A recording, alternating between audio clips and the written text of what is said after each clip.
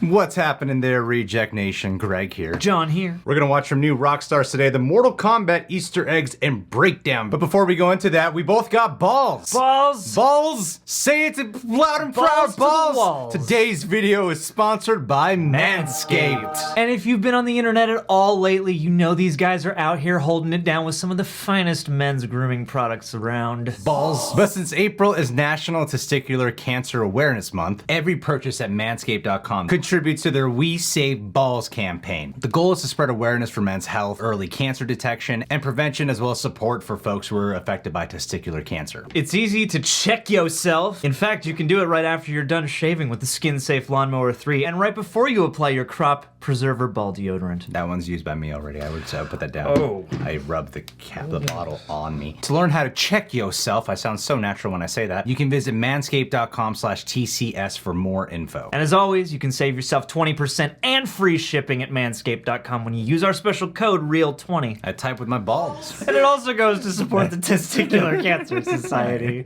So a big thank you again to Manscaped. And seriously, remember to check yourself, because testicular cancer honestly is the most prevalent form in males ages 15 to 35. Anyone with testicles, really. So seriously, get yourself checked. What? I just turned 15 years old. Start checking those balls. Clearly just shot that intro a couple minutes ago, am I right? Welcome back to New Rockstars. I'm Eric Voss, and Mortal Kombat delivered the violent delights and campy fan service I expected as a past too young player of this game. Who, like Liu Kang in this movie, I really only knew how to sweep the leg while my big brother used the famous combo of real-life shoulder punch. Still kind of hurts. So I'm gonna break down all the cool visual details and references to the games hidden throughout this film. Spoilers ahead, and here we go. We open on the compound of Hanzo Hasashi, future Scorpion, in 1617. Now, playing Hanzo in this movie is the legendary Hiroyuki Sanada, famous for many roles, but Marvel fans might know him as Akihiko in Avengers Endgame. These opening images focus very much on the gardening trowel used by Hanzo's wife Harumi. This is actually called a kunai, a multi-purpose tool for farming and masonry, but also one associated with ninjas, as it's more lightweight than the larger, more regulated weapons, and useful for gouging holes in walls for climbing. This whole functionality is key to Hanzo and his whole bloodline. Like, as he rushes to be Han's men, he drops the water buckets. That was a tool that was critical in the defeat of Sub-Zero in the 1995 film, if you remember, just to signal to us a whole different approach to the combat in this movie, as Hanzo instead combines the kunai with rope to construct his iconic weapon. That rope lives on as a symbolic lifeline tethering Hanzo to his future descendants, with Cole Young and his daughter sharing corded bracelets in the Scorpion colors of yellow and black. And later, when Cole fights Goro, he too uses a tool from a barn drawn from a bundle of rope, and when Cole's Arcana finally activates, it extends from his daughter's bracelet. Oh, cool. I didn't remember that detail. That is pretty freaking neat. Growing out of the bracelet, That actually... That's pretty sweet, That already has made me appreciate this movie that much more. It's in the little details, man. I wonder how much of that is intentional. It feels intentional when you organize the language of it like this. It feels intentional when you have to CG it in. And then, of course, Bi-Han, future Sub-Zero, played by Joe Taslim, another martial arts star known for The Raid and Fast and Furious 6. This whole opening attack on the compound is very similar to the opening of the animated film Mortal Kombat Legends: Scorpion's Revenge, and here the action and gore is really well choreographed. First with the blood of the guards squirting upward as the sword goes through his body until it explodes at the neck right when it hits the jugular, and then later the blood seeping out of Bi-Han's knuckles as that ice breaks his skin, kind of like Wolverine's claws. And then of course the freaking ballet that Hanzo performs with the roped kunai. I love this detail, how Bi-Han at first dodges it but doesn't think to dodge it when Hanzo retracts it, scarring his cheek. But then later in their final fight, Sub-Zero shows that he has spent hundreds of years thinking about that one mistake, so that when Scorpion tries to pull the same move again, this time he catches it. But back in the past, Bi-Han leaves Hanzo for dead and That's his dragon dope, marking fades from his arm. Good Ash visual flames claim storytelling. His body, leaving this outline of ash, similar to the way Scorpion will leave Sub-Zero at the end of this movie. Then Lord Raiden, played by really Nobu cool. Asano, Damn. longtime actor known by Marvel man. fans as Hogun from Thor Ragnarok, rescues Oh, Hanzo's infant there you go. child, saving this bloodline that eventually leads to our hero Cole Young, played by Louis Tan. He continues to don his ancestral colors with yellow tape around his fists, black and yellow shorts, a black and yellow gym bag strap. He Yeah. loses the fight by failing to listen to his daughter.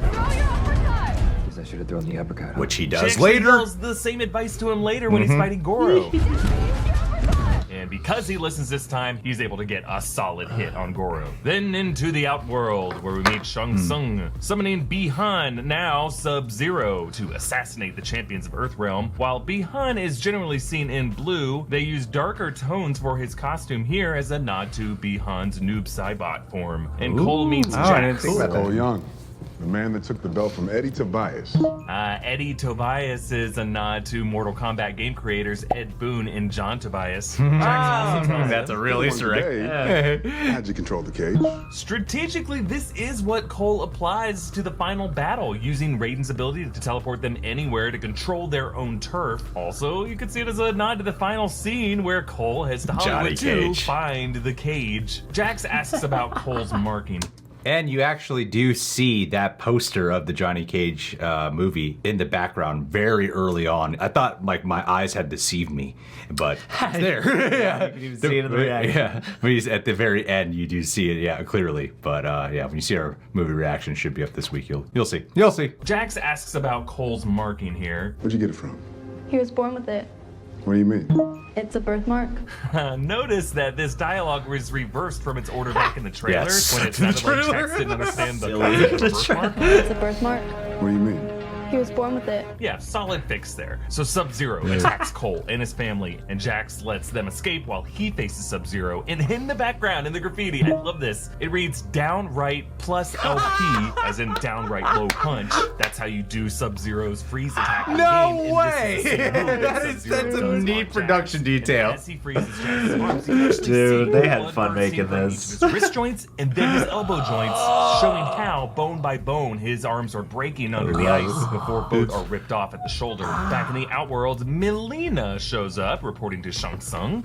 You know what I love about when Jax's arms are ripped off? It's like this moment of just shock. It could have been like like after it happens. Yeah. But it actually made it more unsettling when it's just like, Yeah, well, because there's got to be so much more happening in your mind where you're like, I'm numbed out, I'm Yeah. ice burnt, but also I just witnessed my arms explode in front of me. Like, yeah, it's interesting. Melina, let's finish this. Yeah, he loves telling Eh. people to finish. Of course, a nod to his line, finish him, in the game. And he decides to send the reptilian Sizoth, using the name versions of Reptile from the game call themselves. Sonya Blade has a classic movie crazy research wall, which is now pretty beyond trope. Can we stop putting these in movies, Hollywood? But anyway, it documents the history of gods and warriors. Most of it is real world Does anyone in history real stuff life that does have a parallels wall with like that? characters from the Mortal Kombat games. Like there's this image of the Aztec sun god, which you can see as a nod to Kukulkan, the former Outworld emperor based on Mayan and Aztec mythology. There's an article about a Matoga warrior, a nod to Nightwolf, who you'll know from Annihilation and the other games. That's where There's I a know him from. vase with a centaur that you could see as a nod to Motaro. Motaro, in the games. There's also Motaro. this image showing a cracked skull that maybe could be a nod to the visual of when the X-ray vision shows the attacks as the bones break. But we meet this movie's comic relief, Kano, who ends up being the one to defeat Reptile. Kano wins.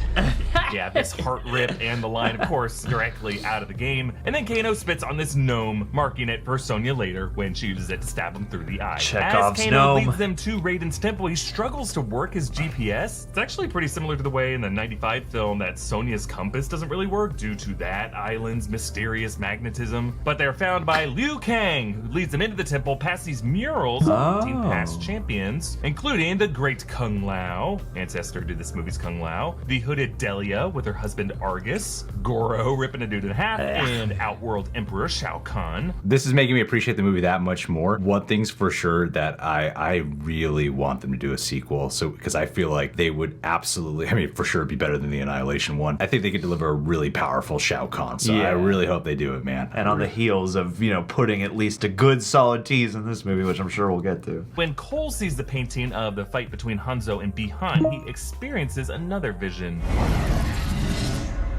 Yeah, you can barely make out Scorpion's voice through the fire saying, "Unleash me," as the wrappings coat the blade handle, foreshadowing the visual of Cole's armor. It's interesting that he's speaking English here, right? I'm thinking when these warriors He become learned it these in kind of hell. demonic Yeah. figures, Yeah, a lot perhaps of their time. language changes Centuries from down their native there. Japanese or Mandarin to the English that Cole hears it as, which might also explain the "get over here." Kano tries to steal the Amulet of Shinnok. This is one of the most powerful items in the Mortal Kombat universe, used by Shinnok when he and the other Elder Gods waged war against the One Being. It enhances the wielder's powers drastically, which might give Kano a way he could be resurrected in a future film, since I don't think we actually saw him put it back after Liu Kang told him to. Also nearby is this blue fan, probably the steel fan of Kitana, who is also a no-show in this film, but will probably appear in the next one. Sub-Zero attacks Liu Kang, but Kung Lao saves him using his signature hat throw, and then he pops up from under it with his ground teleport move. And then Shang Tsung says, But their souls are mine. which is what he always says after he sucks out someone's soul, as he does to Kung Lao later. Here in the fighting pit, Kung Lao tells Cole, All you can do now is test your might. yes, test your might. It's the name of the minigame from the Mortal Kombat series. Also a line in the awesome 1995 Mortal Kombat Syndrome track. Liu Kang spars with Kano, sweeping the leg. It's my go-to move. Real cute. Let's see you try down again. The only move you know, mate. Oh, fuck.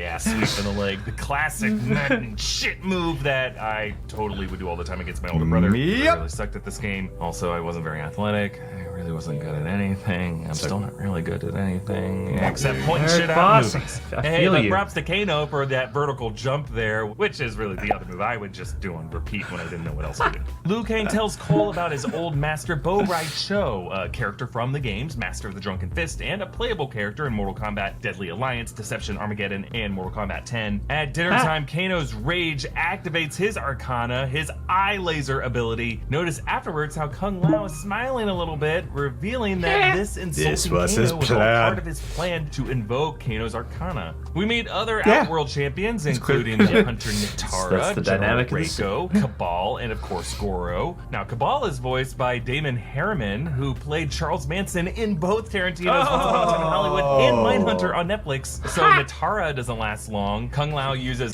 Even without a mask, he plays creeps. That's his bag, baby. That's his thing. I mean, even with a mask, he plays creeps. You know what I meant. Kung Lao uses another move from the games, turning his hat sideways into this buzzsaw, splitting her Best in half. fatality. Flawless victory.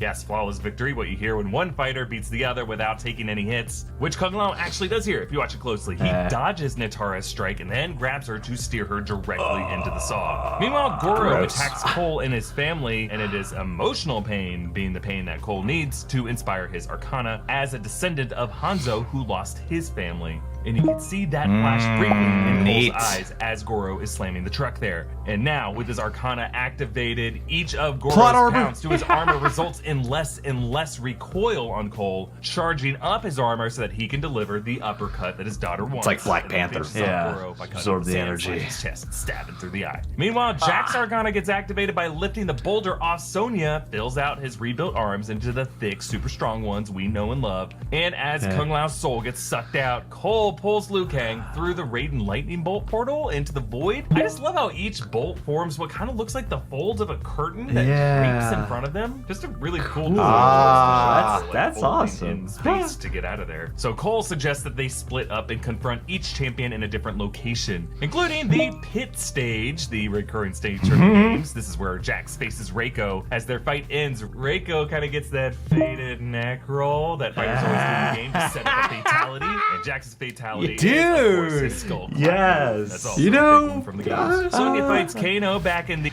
What this has really demonstrated to me is their attention to detail on the gameplay and also the lore as well, because I've heard a lot of people say, like, if you don't play Mortal Kombat, you won't get what this is. You won't get what this is. And I was like, look, I'm not a religious player of the games, but I feel like I followed it. There's so much little nuggets throughout this whole movie seeped within the Mortal Kombat lore. It does go to show that, like, the director, writer, production team, that despite what you think of the overall execution of how the movie was done, they clearly have an adoration for the game. Oh yeah, they clearly put a lot of TLC into making sure the game stuff was represented. The dagger gets flung loose, going directly into the target board drawing of Sonya holding Kano's severed head. Maybe this is her response drawing to his graphic novel art that he's always doing. Meanwhile, against Cabal, Liu Kang performs his famous bicycle kick from the games, knocks him into the muck, where he finishes him with his classic Fire Dragon move. Fatality. So come now. And Sonya, now with Kano's marking, blasts a hole through Melina's body, leaving her spine intact, but also somehow the flesh on our side of the spine is clearly blasted away, like the blast curved around the spine a little bit, and the ribs are torched away, but not the meaty tissue around the spine. Whatever, it looks cool, and Melina's body just free. Sub-Zero takes Cole's family, and they fight in this frozen fighting gym, and as Cole's hand bleeds on Hanzo's kunai, it awakens his ancestor. Get over here! Yep, you heard that. The instrumentation there just shifted to the 1995 theme song. I did a lot of Yellow Belt karate demos to this. And again, great fight choreography here. Scorpion's sword gets wedged in the ice, and then later he stabs Sub-Zero with the chain blade and drags him into that sword so that he can use the same chain to pick back up the sword. And then Sub-Zero cuts Scorpion, releasing blood and freezing it into a blood sickle dagger, and then stomping an ice wall into existence just to throw Scorpion into something. And then when Hanzo sees Cole's frozen family, we intercut with shots of his wife and his son also frozen, past and present combining, as Hanzo realizes that his future bloodline is at stake here. So working together with his descendant, Scorpion finishes off Sub-Zero with his famous fatality from the games, removing his mask to breathe fire from his skull. Hell yeah. And Hanzo's face actually fully reverts to that skull as he returns to the fires of hell, where if you listen closely, there's a voice summoning him there.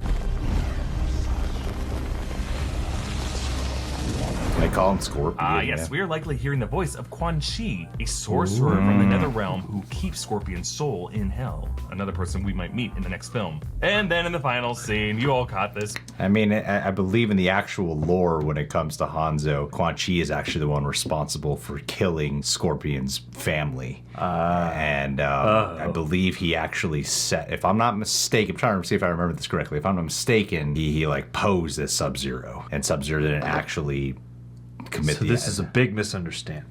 Not in this movie. But in the game. You all caught this one. Cole said he is headed to Hollywood in search of a new champion for their team, passing a poster for action movie star Johnny Cage, starring in Citizen Cage, which is a title that he has brought up in some of the games. I love his Cage belt buckle. It expresses a larger-than-life ego, making me think they might cast a pro wrestler in the role. Actually, Ed Boon said that he supported casting wrestler The Miz as Johnny Cage in the next film. Actually, speaking of egomaniacal apparel, this shirt is actually one of our many great merch options that you can support this channel directly by purchasing at newrockstarsmerch.com. You can follow me on Instagram and Twitter at EAVoss, follow New Rockstars, and subscribe to New Rockstars for breakdowns of everything you love. Thanks for watching.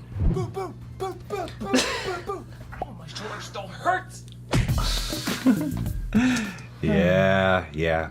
They should be able to put Eric Voss in the game where every move, all it does is sweep the leg. Yep. And then Philip Molina comes in and trains him in all the cutscenes. That was wonderful. That made me appreciate this movie a lot more. In one of the Mortal Kombat videos we covered earlier this week, I have said that like I overall enjoyed the Mortal Kombat 95 movie more than this one.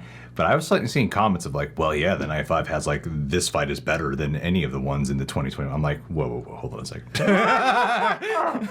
I think the construction of fights. I think the choreography of the ones here, especially the ones involving Scorpion and Sub-Zero, those top the 95 movie. Better than they were in 95. Yeah. All right, just make that stance too. Cuddly charms aside, let's be real. And there seems to be a little bit more of a genuine fan appreciation than the 95 one, absolutely. Yeah, coming from behind. Paul W.S. Anderson, man, that dude does not seem to really understand the games he's trying to adapt despite the amount of passion he shows for them. So yeah, this does seem at least informed by people who are all about this game. All right, guys, well, subscribe to New Rockstars if you haven't done so already. Keep a lookout for our Mortal Kombat reaction. Should be out within a couple days. Yeah, hit that like button. Thank you to Manscaped for sponsoring this video. See you guys soon.